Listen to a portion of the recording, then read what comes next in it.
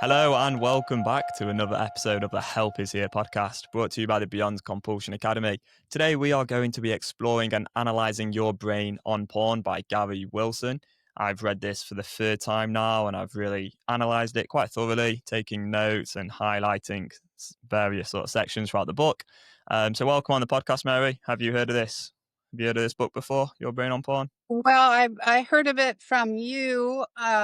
Didn't you try to use it to stop porn the other Yeah. times you read it? Yeah. Yeah, absolutely. Yeah. Yeah, I really did try and use this to stop watching porn, and I did learn a lot from it. That was when I was introduced to transcription factors and how watching porn can change your brain. Things like delta phosphate and CREB, they basically alter the genes, according to this book, and can lead to sensitization, where you're going to be more sensitive to seeing certain cues or experiencing certain triggers in your environment or emotionally, and also desensitization, where you end up looking at progressively sexual, novel content because you no Yeah. longer really feel too excited by the vanilla stuff that you first started with. But Sounds like addicted neural pathways. sounds like it in your pathways. Yeah, Yeah. exactly. Yeah.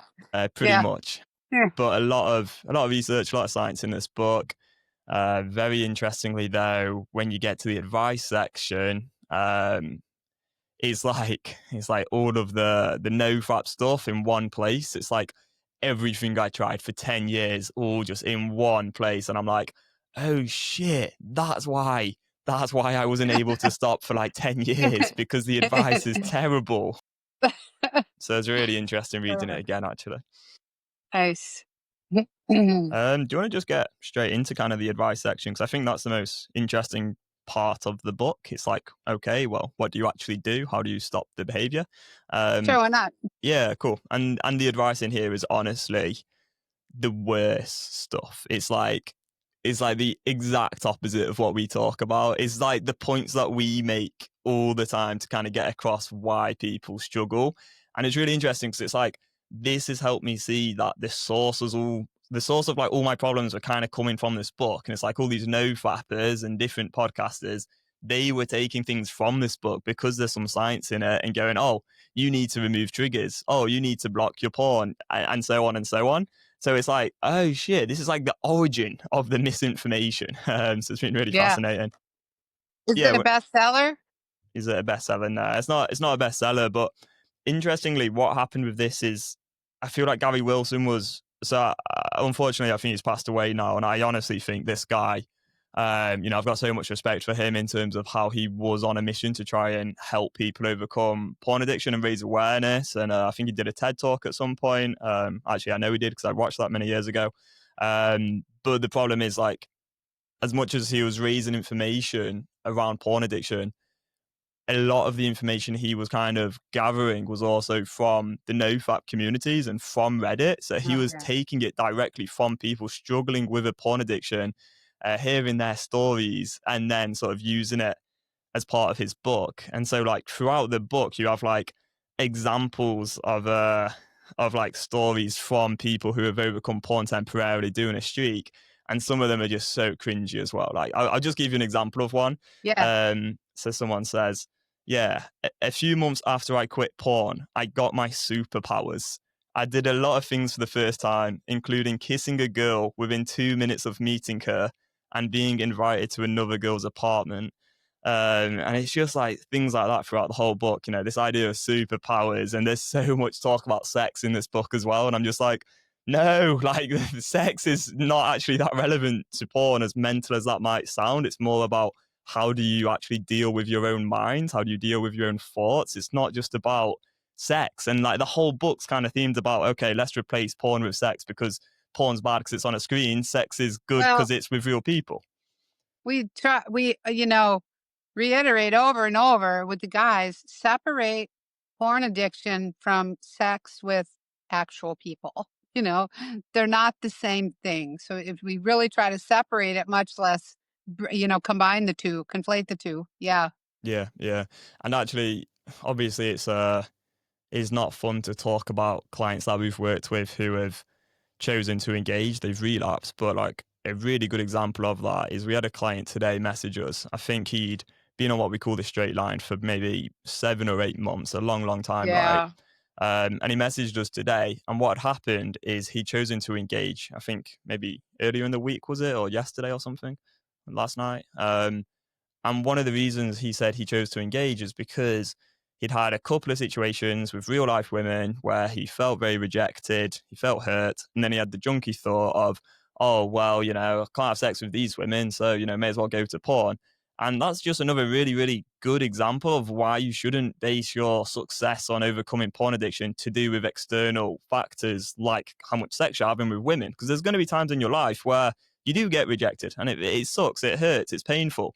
But Yeah. there's never a good reason. There's no rationalization to ever go, okay, fuck it. I'm going to go put myself back in a full-time addiction and strengthen those addictive Yeah. neural pathways. So yeah, if you're trying to stop porn, do it for yourself. Do it for how you feel, for changing your own neural pathways, have more maybe self-esteem, self-trust, confidence. Don't do it for anything external, like how much sex you're going to be having. Because also it Well, just leads to substitution anyway. the choice is not between, you know, successful dating, sex with women, or, getting rejected or not getting rejected, um, and a porn addiction. That's not what the choice is between, right?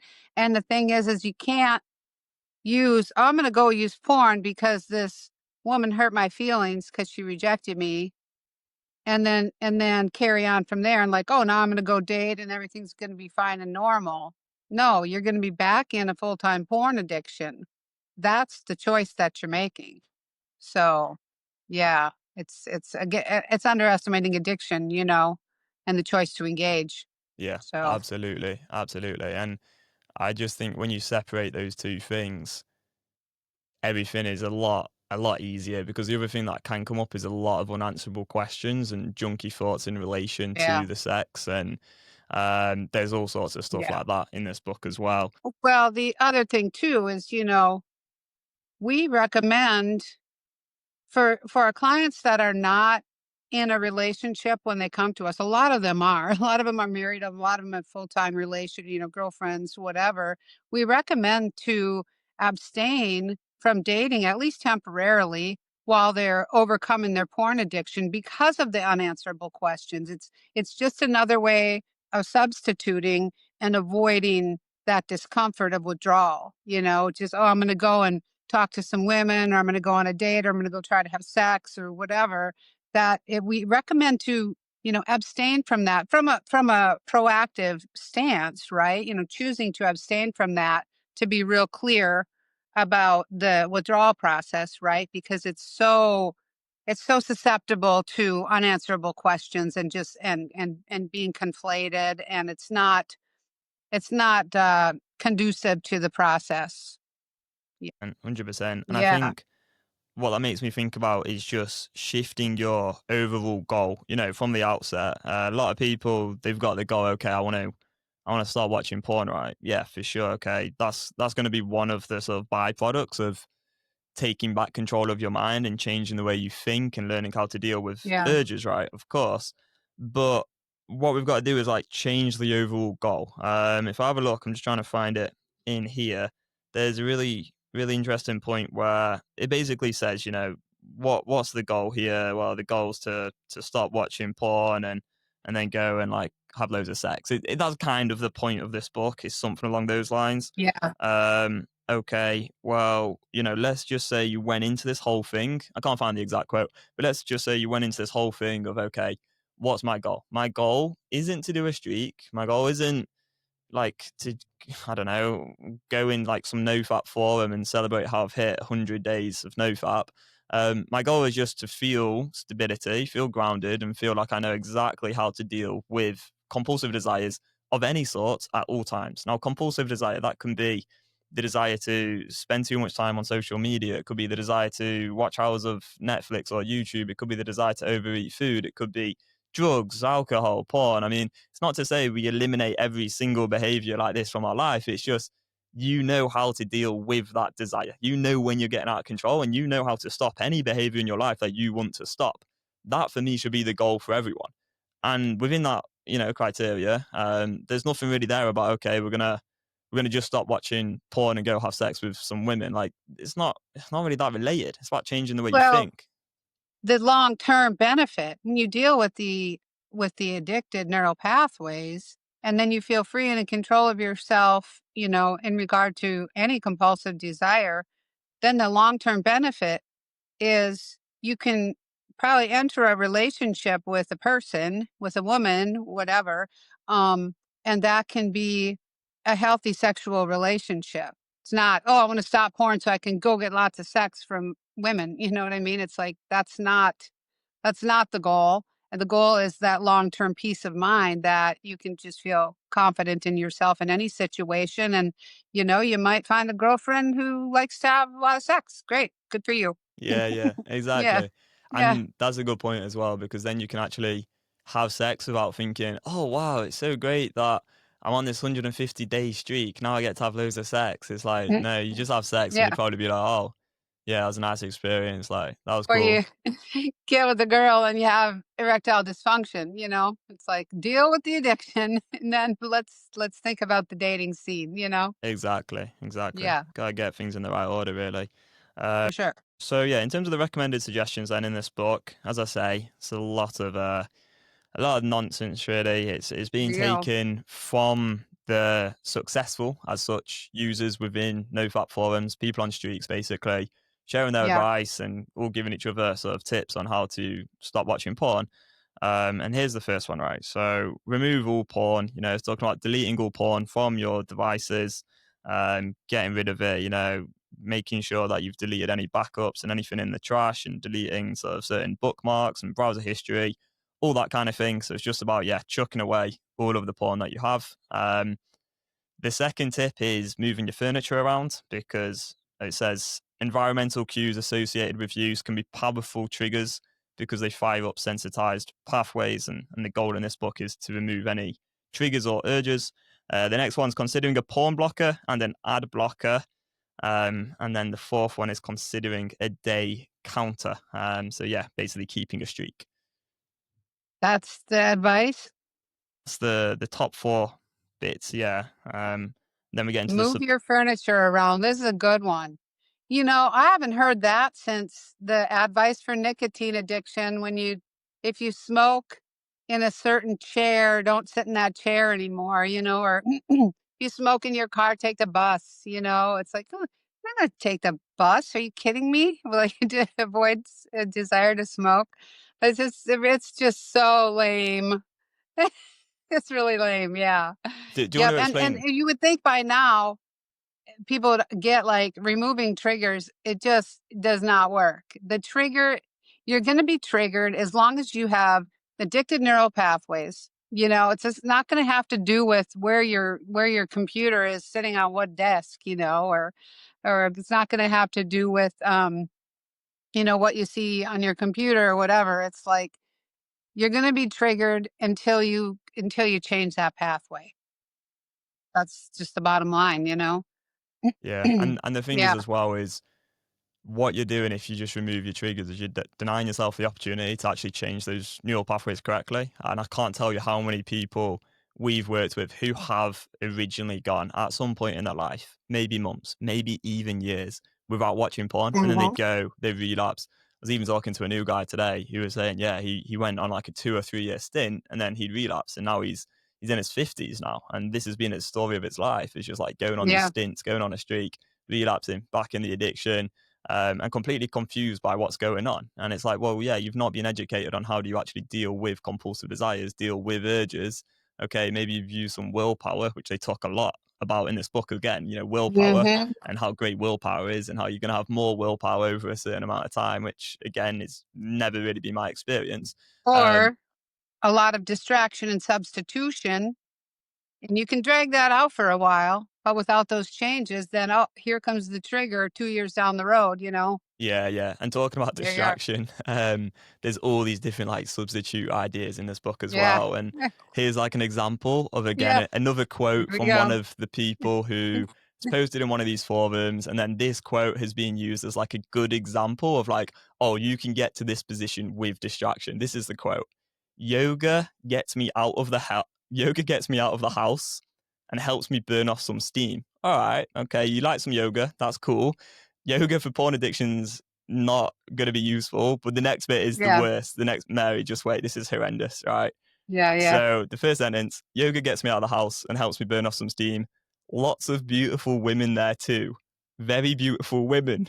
Dot, dot, dot, women. My God.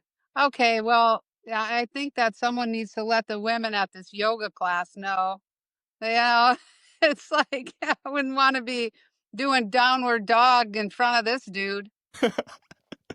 Oh my Sorry, God. I'm No, just that's saying, actually hilarious. God, That's funny. yoga seems to be like the solution for everything anymore. And don't get me wrong, I love yoga. I think yoga is really great, but they seem they seem to try to apply it to addiction on the regular now. Yeah, it's just so Crazy. creepy. Yeah. Imagine, I don't know, yeah, like if my girlfriend or my mum or my sister, actually all of which have gone to yoga classes in their lives, if any of them went to yoga and they had someone struggling with a porn addiction go into yoga to try avoid their urges and then talking about how beautiful women are and saying, women, I'd be like, get the fuck out Dot of the dot yoga dot class, mate. women. Oh, it's so creepy. Yeah, it's not the one. Yeah, yeah.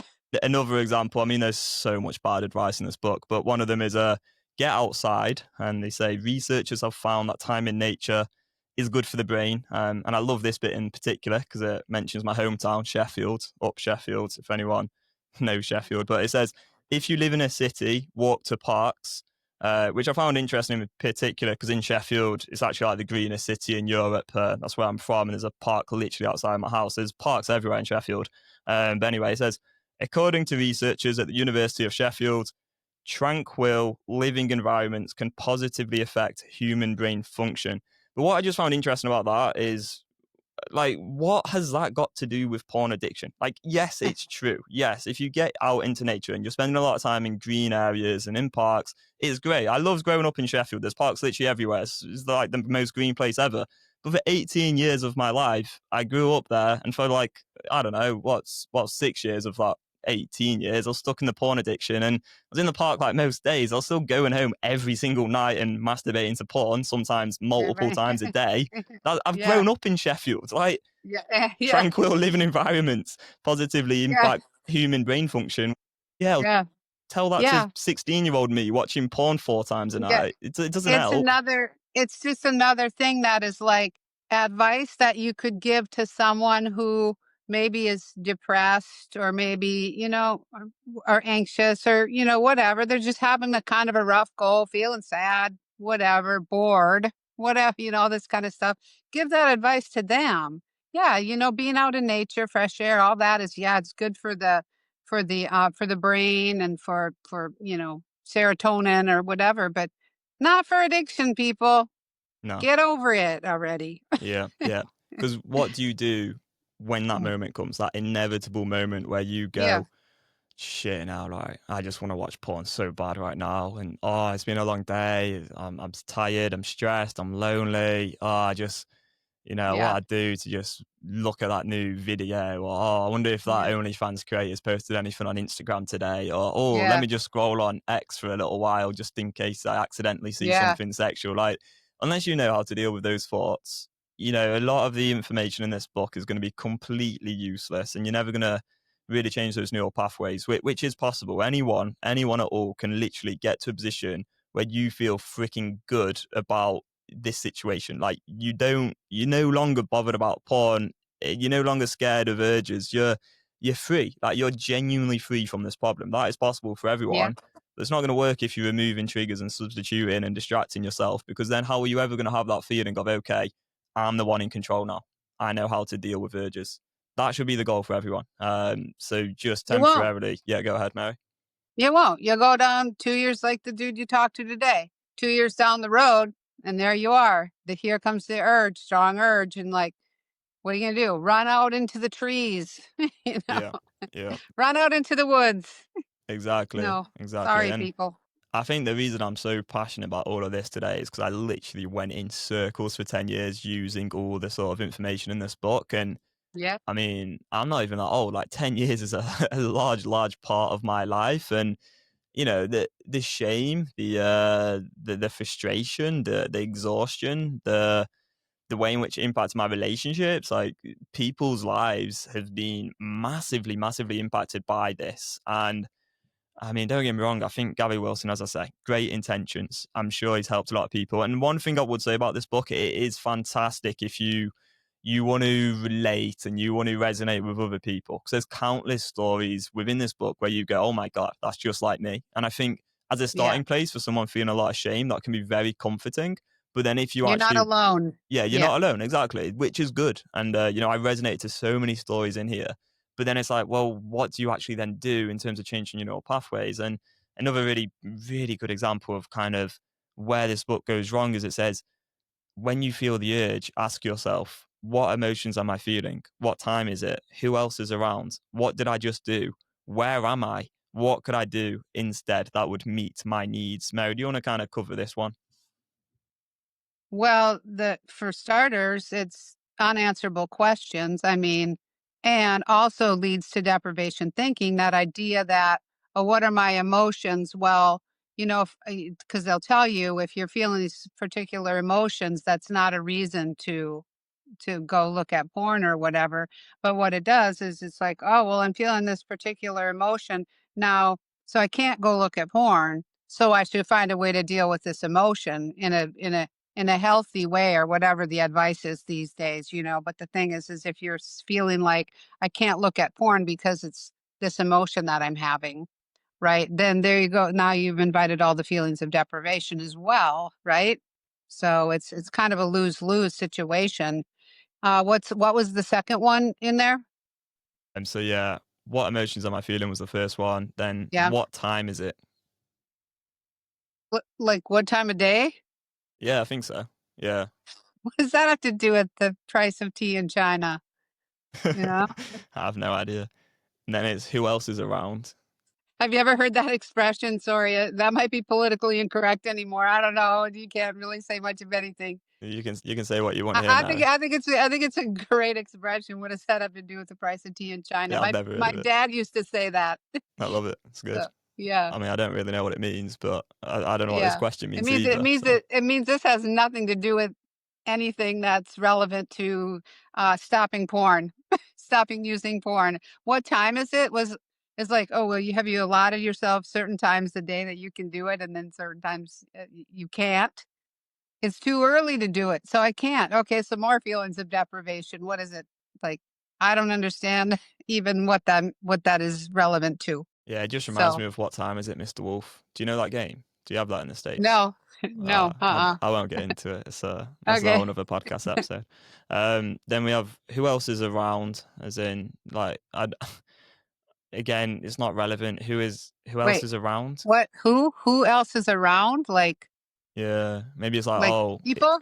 Like yeah. So I actually should give a bit more context to this. So yeah, please. um this was about like urges and triggers, I think. So it's like when you feel the urge, ask yourself these things, because I think it's trying to help you understand and identify your triggers, which I get makes sense if you're on that never ending journey of no fapping, removing triggers, which is what a lot of people try and do, which is what I try to do.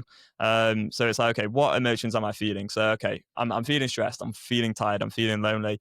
Oh, that means that maybe I'm going to be triggered. So now what I know for next time is to, find a better way to deal with my stress and loneliness and tiredness or whatever. And then it's like, what time is it? Okay, so I know now at 11 at night, that's when I get triggered. So I need to be super Okay. careful for 11 o'clock. Makes a little more sense, I guess. Who else is around? Classic example would be when you're younger, your parents go out the house. Oh, okay, excited now. I get to watch porn now. My parents are out, and that's how I actually used to feel. So it's like identifying these triggers and these cues, that lead to having more cravings.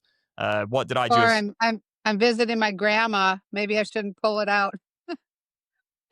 Well, yeah, exactly. Yeah. It's Who else is around? nonsensical. Okay, sorry. Go ahead. Go ahead. And then it's like, what did I just do? Where am I? What could I do instead that would meet my needs?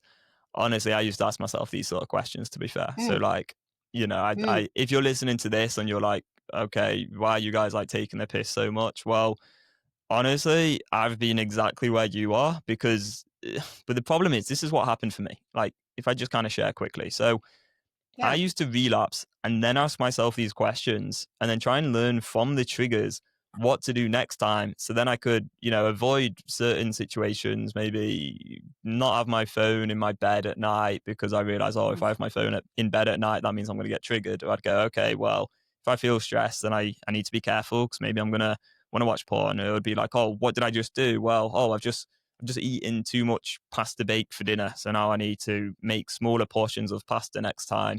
Where am I? Oh, I know that I get triggered when I'm in the bathroom at the train station, or I don't know, just loads of these different random things. And then I'd learn from that, and then I'd remove that trigger, and then I'd relapse again with a different trigger, learn from that, then relapse again with a different trigger, and then relapse, and then that was my life for 10 years, just stuck in that cycle of going round and round and round, always feeling like I'd learned something from every relapse. But actually, I was just a circle person, completely lost and confused because back then I didn't know that my brain was wired in a certain way, and that would actually lead to inevitable moments of compulsive desire. And what I needed to do is connect to that desire, think it through in a rational way, and change those neural pathways, which is what anyone can do. Mary, over to you. Any reflections? Well, I was just thinking as you were talking about all the things that you would do. Okay, you think you're not in bed yet, right? But I'm gonna put my phone away before I go to bed so I don't have my phone in bed, so I don't get triggered when I'm in bed. Well, when you're thinking about putting your phone away, there's that's a trigger right there. I mean, you know what I mean? That's an opportunity to correct addicted neural pathways because you're already planning in advance. Oh, I better put my phone away now, or tonight when I before I go to bed, I'm going to put my phone put it in the locker in the fail-safe locker, right? That right there and then, that those are all addicted neural pathways that need to be treated, right? In order to really change the landscape of the addicted brain, right? So it's all just it's all dancing around the problem, you know. It's yeah, but they are trying to give good advice. Like you say, the guy has good intentions, Yeah, yeah. just don't understand how addiction works. That's a Yeah. good point, because I think for me anyway, I never really understood what a compulsive desire really was. I thought, oh, it's that moment where you've got this really, really strong urge, and maybe you feel a bit weird in your stomach, in your chest, your head's all over the place, and you feel like you're going to explode, and you got all those thoughts like, I need to release right now, like, oh my God, and it feels like it's building up. That was what I used to think was like compulsive desire, like an urge to watch porn. What I didn't realize back then is that I actually had compulsive desires like all the time, like all those thoughts about, okay, what am I going to do later today? How do I stay busy? How am I going to stay occupied? How am I going to stay out of my flat? Again, which is actually talked about in this book. I didn't really realize that all of that was based in helplessness and were part of those neural pathways of compulsivity. That feeling that I was out of control and that I didn't trust myself. That's all part of the problem. But very few people really see that as the problem because they're being taught that's the thing to do to actually solve the problem. But it's not, because they're misunderstanding what the problem is in the first place, which the problem is you're out of control. You don't know how to deal with your own mind. That's the problem. It's not to do with the porn. Porn's not hijacking your brain. It may feel like that, but that's not what's actually happening. It's your own thought patterns, and this is only because you've got books like this and people online telling you this misinformation. So it's not your fault. It wasn't my fault. And if anything, reading this book now with the education I've had, I feel really good. Like, I feel really relieved because I'm like, holy shit! Like, this is just more evidence to me that Yeah. having relapsed 1,000+ times, that wasn't to do with like my intrinsic sexual desires. I'd followed misinformation that made the problem like just so much worse. I can't even describe how much worse this information made the problem. It's actually mental. So hopefully this, can provide someone with hope who's maybe tried these things that hasn't succeeded with overcoming this problem up until now. Well, you're not going to avoid all the information. Well, hopefully the guys are starting to get the drift on, social media is really not your friend. It's just such a waste of time in general, such a brainwashing thing, but you're not going to avoid all that information. So and you reading this book again or whatever, you can take all the misinformation and you can now with your new education, your new knowledge of how to deal with compulsive desire, you can look at each one of those things objectively and rationally. And then that's just going to strengthen your neural pathways to freedom as well. To look at it and go, okay, here's the problem with this. And, and anytime we can get the guys to, look at these seemingly insignificant thought patterns that are just like, oh, well, tonight I'm going to put my phone away, and be able to see, okay, here's an opportunity to make a change. Like I said, it's just really solidifying that landscape of freedom. It really is. And so can't avoid the advice. It's really in your face. People are selling stuff, selling advice. So just use it to your advantage. Get the education, know what to look for, Yeah. right? Yeah, Yeah. yeah, absolutely. I had a guy this week actually message me saying like, when should I use fact one and fact two? Because he just gone and got fact one and fact two right on the website. And I said to him like, look, use it for literally any thought in relation to But this right problem. now. Yeah, yeah, right now in this moment. If you're thinking about, oh, when should I use it? That's Yeah. still a thought. That's compulsive. Is it? Because our goal really for everyone should be to get to a position where this just isn't a problem. It's not really a thing in your life. Okay, sure, you may still have some desires from time to time. I don't think that's really much of a problem if you know how to deal with them. But we don't want to be trying to go around in circles trying to solve this problem. Once you know how to deal with that moment when you have the urges and you're thinking it through rationally and you make a choice, that's that. That's the skill. That's the education you need. And then you move on and you crack on with your life. Whereas this sort of advice in here is kind of this like lifelong battle, or at least that's how it feels. This idea that you're constantly going to be, staying busy, distracting yourself. Yeah. And even the sort of ideas on relapse are terrible as well. It says, ease your way through the transition, forgive yourself if you slip, but try to avoid binging and keep going. It's just like, okay, well, slipping doesn't happen. We've kind of done that to death on the podcast. We've talked about that a million times, but it's that kind of language which actually keeps people stuck because they think, oh, it's just some everlasting journey when it just doesn't have to be that way. You can Yeah. learn how to get the right education and then move on. Well, every Liberation Day call, excuse me, I tell the guys, you know, you already have an enormous benefit. And that benefit is you don't have to figure out how to solve this problem. You think how much time and energy they spent. How am I going to solve this problem? How am I going to how I got to stop doing this? Oh my God, how am I going to solve this problem? Till you're just ready to just scream, right? You want to just figure out how to solve this problem. You don't need to, you don't even have to think that anymore, right? Because you've got a solution. You've put in this effort, you've put in this education, you've compiled your script. Now you know exactly what to do. It's a matter of installing it into your neural pathways. So just be so grateful already. Oh my God, I don't have to figure out how to solve this problem. Exactly, exactly. Yeah. I Yeah. It's remember a remember when you huge benefit. first trained me on the Beyond Compulsion method.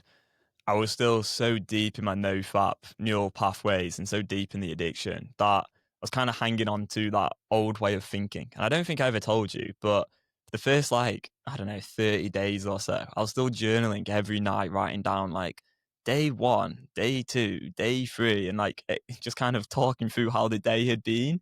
Yeah. And it took me to being in a really bad place with that approach to realizing, shit, this is just reinforcing the addictive neural pathways. Like, if you're keeping a streak, well, that's going completely against what you really want, which is the mental freedom to stop thinking about the problem. But if you're thinking every Yeah. day about the problem still by thinking what day you're on, well, you're still Yeah. just wiring those old neural pathways. Like, what you want to be doing is getting to a position where you're thinking more like how Mary thinks, someone who really just doesn't think about watching porn at all because they're free from the problem. And that is, possible. And I guess I'm still working on that, for sure, because there's still some old neural pathways to change in terms of just the way I think about certain things, maybe with sex. But am I in control 100% of the time? Yeah, absolutely. And that's the position you'll be in once you have the education on, okay, well, what do I do in that moment I have a compulsive desire?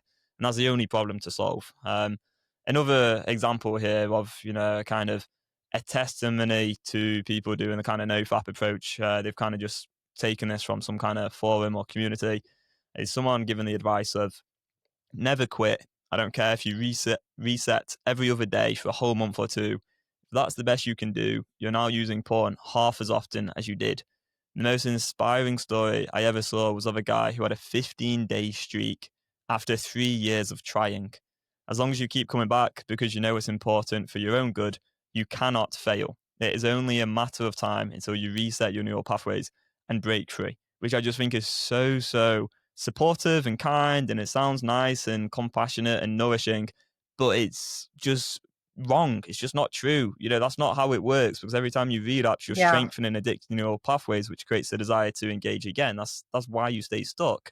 There's Yeah. nothing inspiring about being on a 15-day streak as your top streak for 3 years of trying.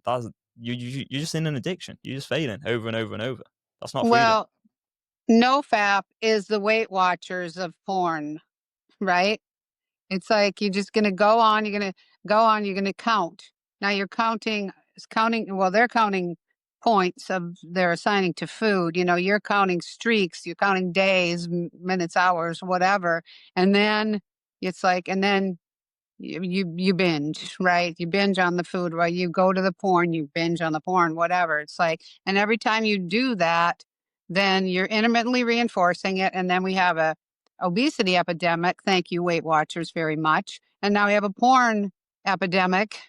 Thank you, NoFap, very much. It's like that's what happens. That's your focus, and then you hang on as long as you can, and then you go ahead and cave.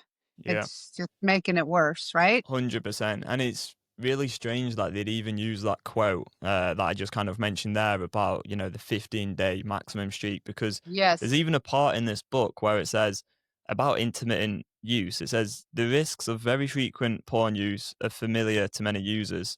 Less well known is the fact that intermittent use, for example, 2 hours of porn binging followed by a few weeks of abstinence, rinse and repeat, can increase compulsion to use. And then they actually bring up some studies where they talk Yeah. about the neuroplastic changes and how, actually intermittent use is like one of the worst things you can do. But this is what Yeah. no fat streaks are. So it's kind of like a whole book talking about streaks and that mentality. And then it even says, look, streaks are making your problem worse. So it's so contradictory as well. Yeah. I'd like to make a copy of that study for future reference, because I've been talking intermittent reinforcement forever, but I don't have any scientific studies to back it because I never really looked for them. I just saw the evidence that I have, from mostly from all the work of, working with food compulsion, right? To see it, people getting in deeper and deeper and deeper. But that's nice that there's a study. We should, take a screenshot and keep that on hand.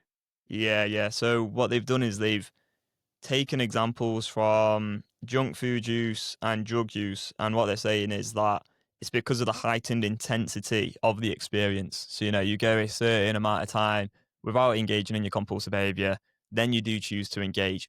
Then what I'm going to guess will be found in the studies is the dopamine will hit like a certain level that would have been higher than previous times because you've not done it for a long period of time, which is Yeah. then going to strengthen those addictive neural pathways even Yeah. more, lead to even more, stronger cravings, because it's Yep. kind of putting the thing on a even higher pedestal to the Yeah. evolutionary sort of brain. So To me, yeah, it's not rocket science, but I guess it is rocket neuroscience. it's neuroscience. Yeah, Yeah. although Makes perfect sense to me, but I've just watched it in action, yeah, So, yeah, yeah, yeah. for real. Well, I've Mhm. just experienced it. Like that's how I know it's Yeah, true, because, as I say, I yeah, used to do the streaks and I'd always end up relapsing, and then the problem got worse, and that's how I ended up looking at certain, novel content which didn't align with my sexual taste, and my head would just be completely a mess, really. Another sort of, maybe this should be the final bit that we cover, but just this part here again, it's so common to think in this way. This is the way I thought for so many years, but it's just so wrong. It says states of mind can also be triggers: boredom, anxiety, stress, depression, loneliness, rejection, fatigue, frustration, anger, failure, feeling sorry for yourself, desire to reward yourself for an accomplishment, overconfidence, jealousy, and being hungover. It's almost like every emotion. It's like you're a yeah, human being. Yeah, you're going to feel yeah, emotions. So what's that got to do with porn? And just before you go on to kind of explain this further, Mary, like the thing that really, really hit home for me with understanding that my triggers were not like my problem wasn't to do with my emotions was just working at the Samaritans, volunteering 2.5 years, and I've said this so many times on the podcast, but just talking to incredibly depressed people, people with suicidal ideation, people in prison, Yes. talking to people who had been tortured, talking to people who had been through the most horrific trauma you could even imagine, stuff that you wouldn't ever even hear about in like a book or a TV or films. Like, honestly, some of the most, I can't even explain how bad some of the stories were.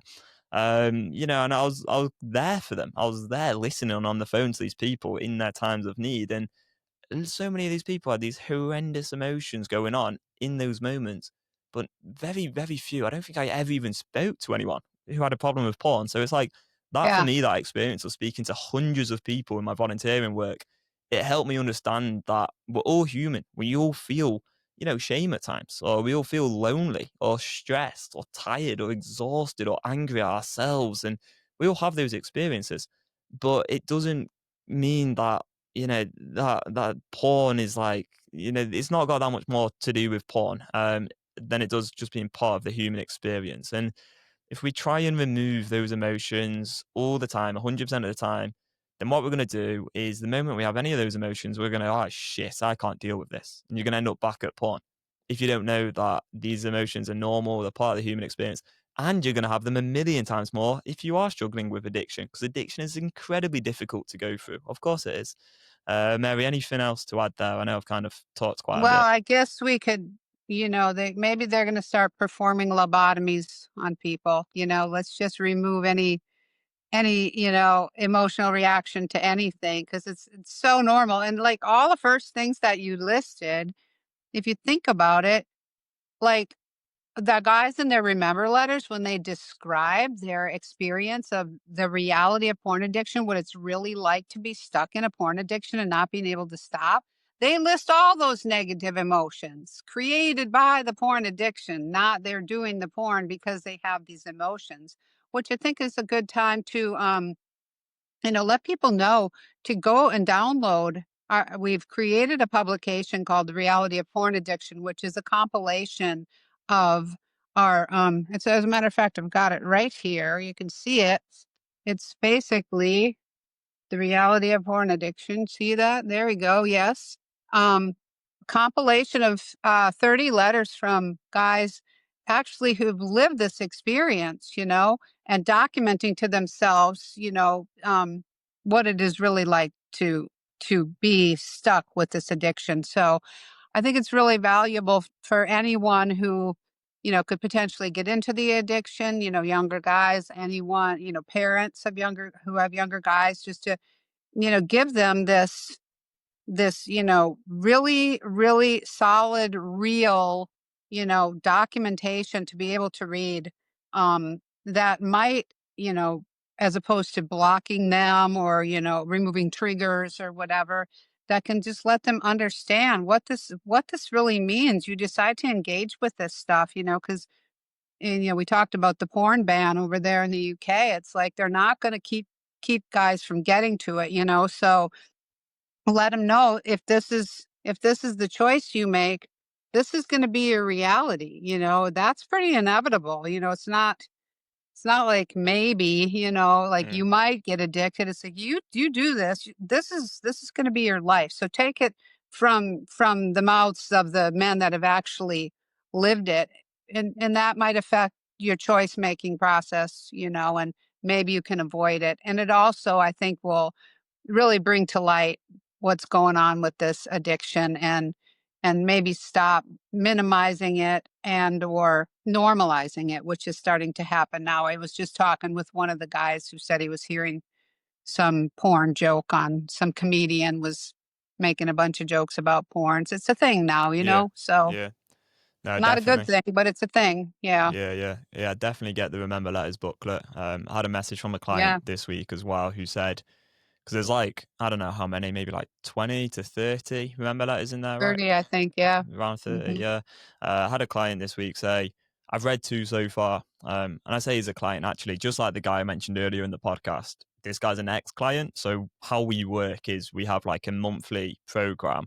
Now anyone can join that literally just for 1 month, then leave. That's cool. You know, you don't have to stay getting kind of the same education for months and months and months. Some people love the community and love reinforcing Yeah. these new neural pathways and then applying the methodology to different areas of their life. And that's great. But how we do things is like, okay, let's build a script. Let's get 5 facts in place. Every single time I have an urge, I'm going to use these 5 facts based on this really thorough, in-depth training. And then I'm going to think through the urge with this one A4 piece of paper, think it through rationally. That's going to change my neural pathways. Now that's available to anyone as soon as you know join the program, right? So this is a message from an ex-client. He left the program ages ago, just like the other guy actually I spoke about earlier. This guy's still on the straight line, as we call it. So it's probably been about 6 months now. We've done a podcast together actually as well. But he said he downloaded the Remember Letter booklet just as kind of like a reinforcement, Oh, which is a great idea. Because yeah, I yeah. mean, you want to remember this stuff when it's been like 6 months without porn. It becomes easier to forget quite how bad it all was. I've been there, you know, where you forget and you're like, oh my God, it was actually so bad being in that porn addiction. It's very easy to get to that position when it's been a long while. He said, I've read 2 so far, and honestly, it's such a good idea putting this all together and providing it for free. I'd literally have bought this ebook, lol. I think it will be very helpful, so powerful. So he said he'd even buy it. Now, this is a free resource, okay? So we'll put a link in the description. Go ahead and get it, give it a read. I think it will give you a really good understanding of other people's experiences, help you understand you're not alone, and also, yeah, really start to see the reality of this problem. Because until I Yeah. met you, Mary, I was gamifying and normalizing the whole sort of journey of doing nofap, finding it kind of this fun little battle. And then obviously you kind of got me to kind of take it a bit more seriously, but also understand, okay, I've got a choice here and I don't have to stay stuck in the addiction and I can go beyond it, which I've Yeah. now done, right? So Yeah. yeah, go get that if you want. Thank Yeah. you for listening. Hopefully, it's been a Yeah. good podcast episode. Hopefully, it's been useful to somebody. Hopefully, it inspires and provides some sort of hope. And you can see, though, yeah, maybe the things I've tried up until now haven't worked for a reason. Maybe it's because they've kind of been conditioning and training you into a helpless way of thinking. And actually, if you change the way you think, Yeah. you know how to deal with urges, you can rewire your brain.